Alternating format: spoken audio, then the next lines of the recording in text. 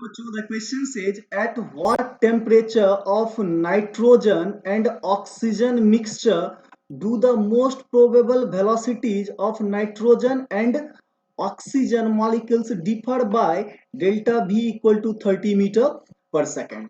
तो देखिए आपसे दोनों ही जगह मोस्ट प्रोबेबल स्पीड पूछा गया है। तो अगर आप बात करोगे V मोस्ट प्रोबेबल की, या इसी को हम लोग सपोज दैट सिंपल दिखाते हैं भी प्रोबेबल की, तो इसको हम लोग क्या बोलते हैं कि स्क्वायर रूट ऑफ ये वैल्यू क्या होता है 2RT divided bye molecular mass m।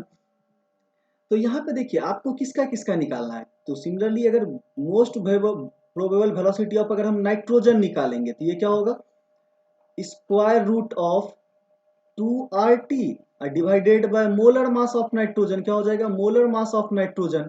और सिमिलरली भी most probable speed of oxygen निकालेंगे तो ये क्या हो जाएगा square root of 2RT divided by molar mass of किसका हो जाएगा तो ऑक्सीजन का हम लोग लिखेंगे राइट।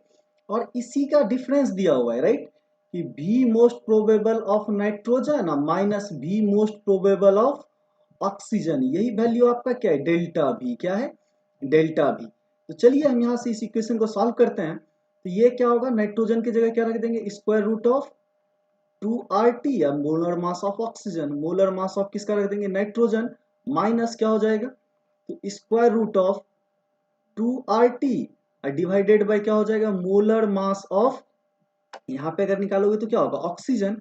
और इसी का वैल्यू आपको क्या है डेल्टा भी।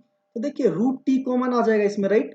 तो रूट टी अगर आप कॉमन ले लेते हो that is your root T right into यहाँ पे क्या बच जाएगा तो देखिए square root of 2R by molar mass of nitrogen minus square root of क्या हो जाएगा आपका तो देखिए यहाँ पे भी 2R डिवाइडेड बाय क्या हो जाएगा molar mass of oxygen equal to क्या हो गया आपका डेल्टा भी हो गया राइट। तो यहाँ पे देखिए जैसे ही आप टी निकाल लेते हो तो टी इक्वल टू क्या होगा दोनों साइड हम स्क्वायर कर देते हैं तो ऊपर पे क्या हो जाएगा डेल्टा भी का स्क्वायर डिवाइडेड बाय राइट। तो यहाँ पे देखिए क्लियरली आप ये क्या होगा नीचे डिवाइड हो जाएगा तो इसमें भी आप क्या कर सकते हो रूट 2R कॉमन ले लोगे राइट। तो देखिए ये भी क्या होगा स्क्वायर होगा, ये पूरा टर्म क्या होगा आपका स्क्वायर होगा राइट। तो यहाँ पे क्या बचेगा 1 by root times of molar mass of nitrogen, molar mass of किसका बचेगा nitrogen minus 1 by root 2 of molar mass of क्या बचेगा ऑक्सीजन राइट।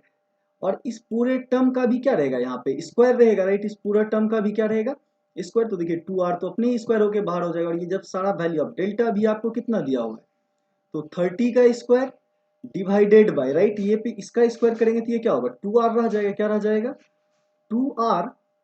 और इसको स्क्वायर रूट कर लीजिए राइट। तो यहाँ क्या हो जाएगा 1 बाय रूट 2।